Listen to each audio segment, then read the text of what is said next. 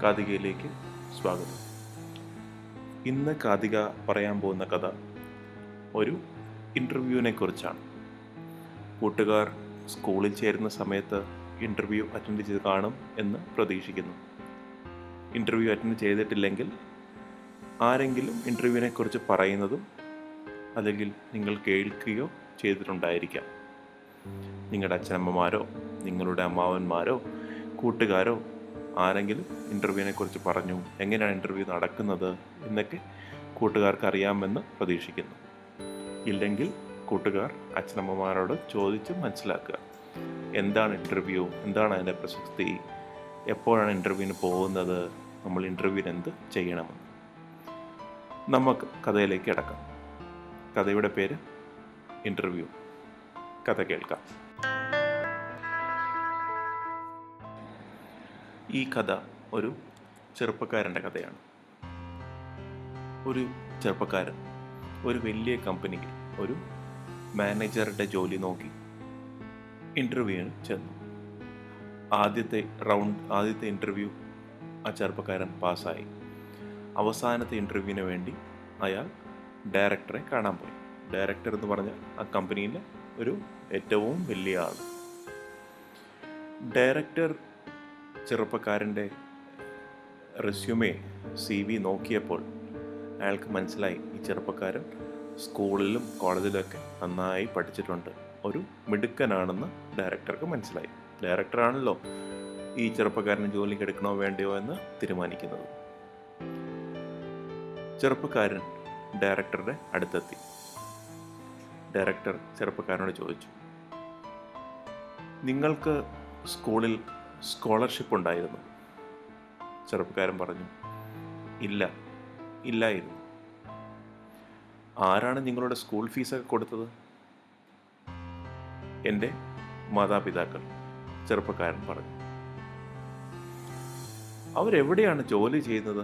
Director ചെറുപ്പക്കാരനോട് ചോദിച്ചു.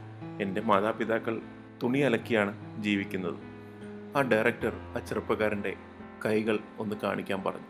ചെറുപ്പക്കാരൻ തൻ്റെ കൈകൾ ഡയറക്ടർ കാണിച്ചു കൊടുത്തു.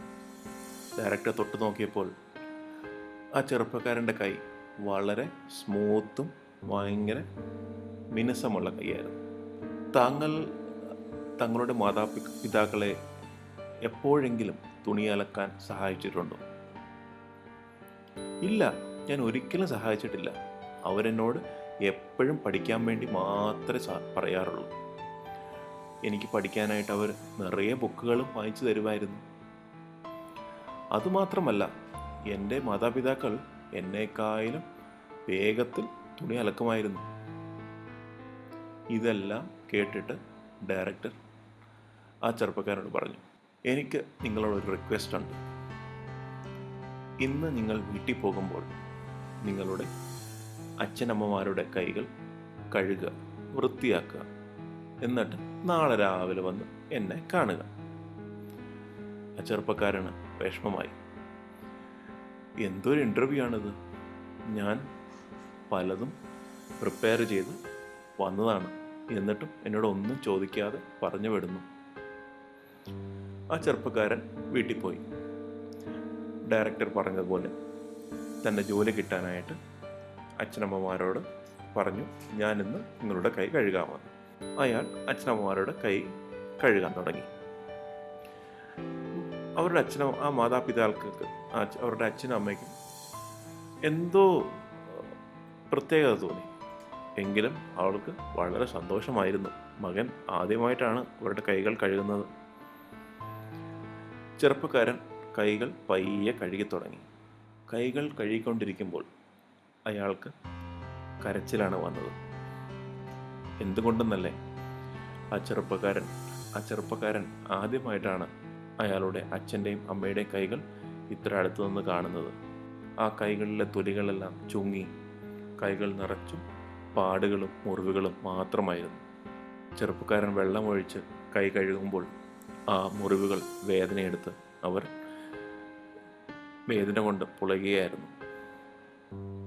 അത് തൊടുമ്പോൾ അവർ തൊടണ്ട എന്ന രീതിയിൽ അവരുടെ മുഖത്ത് ആ വേദന അവന് അനുഭവപ്പെട്ടു. ആദ്യമായിട്ടാണ് ആ ചെറുപ്പക്കാരന് തോന്നിയത്, ഈ കൈകൾ കൊണ്ട് എന്നും തുണികൾ അലക്കുന്നത് കൊണ്ടാണ് അവന് സ്കൂൾ ഫീസ് കൊടുക്കാൻ കഴിഞ്ഞത്. ഈ കൈകളിൽ കാണുന്ന ചുളിവും മുറിവും ആണ് അവൻ്റെ സ്കൂളിൽ പഠിക്കാനും സ്കൂളിൽ ഫീസ് കൊടുക്കാനും എല്ലാത്തിനും സഹായിച്ചത്. അന്ന് രാത്രി തൻ്റെ മാതാപിതാക്കളുടെ കൈകൾ കഴുകിയ ശേഷം ബാക്കിയുള്ള തുണികൾ ആ ചെറുപ്പക്കാരൻ തന്നെ കഴുകി വെച്ചു.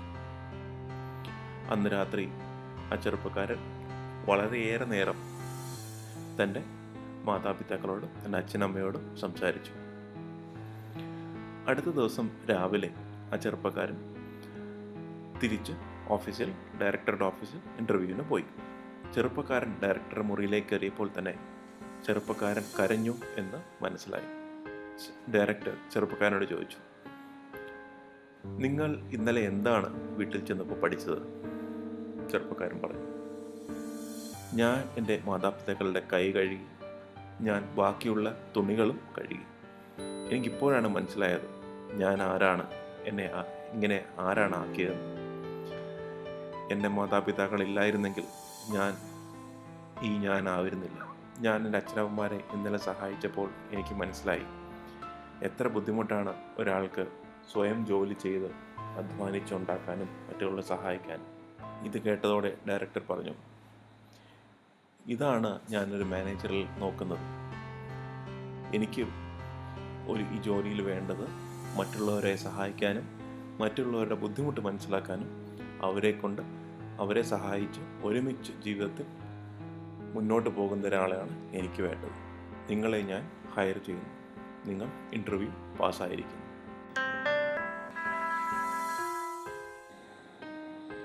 കൂട്ടുകാർക്ക് ഇൻ്റർവ്യൂ എന്ന ഈ കഥ ഇഷ്ടപ്പെട്ടു എന്ന് വിശ്വസിക്കുന്നു. ഇഷ്ടപ്പെട്ടെങ്കിൽ കഥ ഷെയർ ചെയ്യുക. നിങ്ങളുടെ മറ്റു കൂട്ടുകാരും കേൾക്കട്ടെ. അവരുടെ ഫീഡ്ബാക്ക് ഞങ്ങളെ അറിയിക്കട്ടെ. അടുത്ത കഥയുമായി കാതിക വീണ്ടും. നന്ദി, നമസ്കാരം.